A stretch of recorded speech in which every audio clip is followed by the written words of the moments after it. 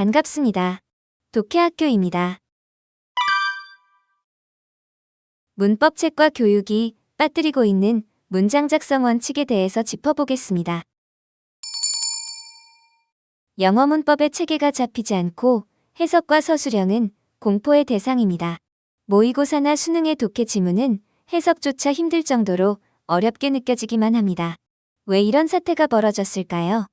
모든 문제점은 여러분의 잘못된 문법 학습에서 시작되었습니다. 너무 중요한 몇 가지를 빠뜨렸는데 영문법이 원래 그런 것이라고 착각하면서 누락된 사실조차 모르고 있었던 거죠. 빠뜨린 내용을 하나씩 짚어보는 과정에서 여러분이 가지고 있는 영어 문제점이 말끔하게 해결될 거예요. 첫 번째로 살펴볼 누락된 내용은 너무나도 중요한 영어의 문장 작성 방식입니다. 사역동사 활용 방법을 암기해왔던 이유가 무엇이라고 생각하세요? make는 목적 보어로 원형 부정사를 가지는 동사라는 사실을 암기했던 경험이 있을 거예요.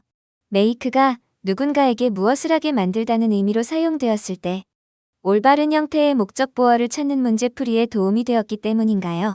그래서 give, make, ask 등 문법책에 수록되어 있는 여러 가지 동사의 활용 방법도 암기했나요?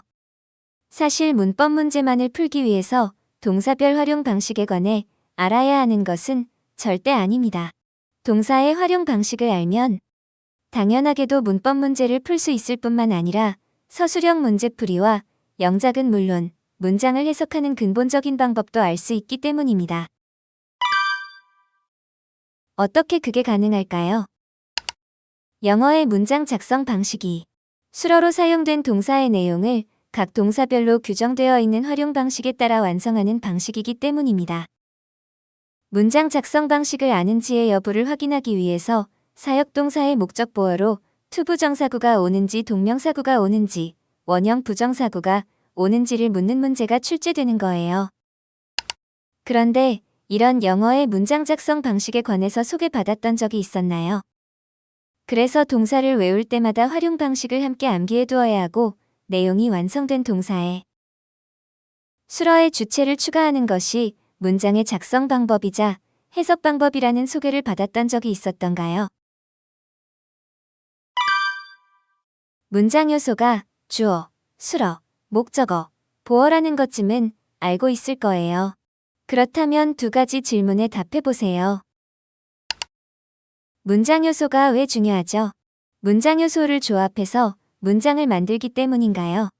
그렇다면 문장 요소를 조합해서 문장을 만드는 방법은 무엇인가요?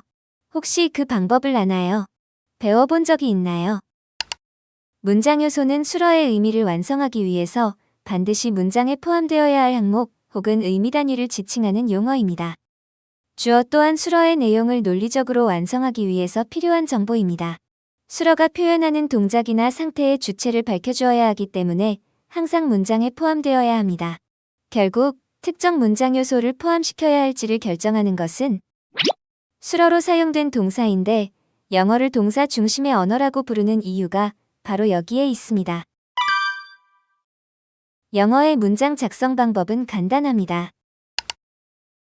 문장이 전달할 내용에 맞는 동사를 수러로 선택하고 해당 동사의 활용 방법이 규정한 대로 목적어나 보어를 조합해서 동사의 의미를 완성해주고 수러의 주체를 추가해주면 끝나는 방식입니다.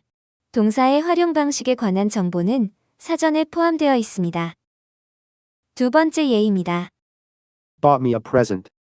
누군가에게 무언가를 사주다. She bought me a present. 간단한 이 원칙을 보완해주는 것이 나머지 문법 규칙들입니다. I eat an apple. 이라는 문장은 it이라는 동사의 활용 방식에 따라서 쉽게 만들 수 있습니다. 그런데 문장 작성 후에도 아쉬운 점이 생길 수 있습니다. 예를 들어서 다음과 같은 경우입니다. 지금 먹는 것이 아니라 내가 사과를 먹은 것이 어제이기 때문에 과거에 먹었다는 사실을 표현하려면 어떻게 표현해야 할까? 사과를 먹고 싶었지만 먹지 못했다는 내용을 표현하고 싶은데 어떻게 표현해야 하나? 먹은 사과가 맛있는 사과였다는 내용을 표현하고 싶은데 어떻게 내용을 추가해 줄까? 먹은 사과가 땡땡이네. 농장에서 재배한 사과라는 긴 내용을 추가해주고 싶은데 어떻게 표현해야 하지? 문장 작성 원칙 이외에 또 다른 문법 규칙이 있는 이유가 이런 경우에 원하는 대로 표현할 수 있도록 해주기 위해서입니다. 추가적인 문법 규칙이 근본적인 문장 작성 방식을 바꾸지 않습니다. 다만 형태 변화나 추가적인 의미 단위를 사용해서 작성된 기본 내용을 바뀌게 해줄 뿐이죠. 바로 전에 언급한 기본적인 문장 작성 방식만으로 부족한 경우의 예를 비교해서 살펴보면 내용을 보다 구체적으로 표현해야 할 필요성이 있다는 사실을 어렵지 않게 발견할 수 있습니다.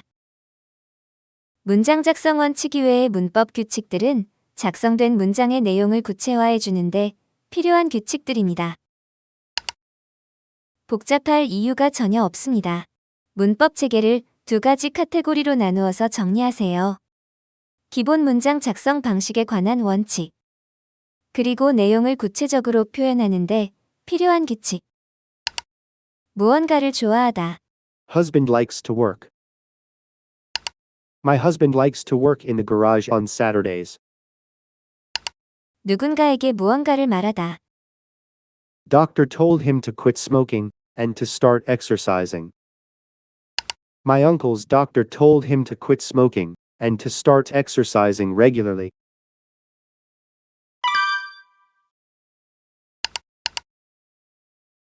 영어는 5가지 방식으로 동사의 의미가 완성되도록 규정해 놓고 있는데 이를 완성된 문장의 관점에서 문장 5형식으로 부르기도 합니다. 그런데 문장 5형식이라는 용어는 동사의 의미를 완성하는 방식으로 문장이 작성된다는 사실을 보지 못하도록 만들 뿐만 아니라 문장 내용이 결국엔 수러로 사용된 동사의 의미를 완성한 내용이라는 사실을 못 보도록 만들기도 합니다. 그 이외에도 문법 체계를 동사 중심으로 못 보게 하는 문제점도 던져주고 있습니다. 문장은 그냥 작성하는 것이 아니라 문장이 표현할 내용에 맞는 동사를 선택해서 해당 동사의 활용 방법에 따라 Is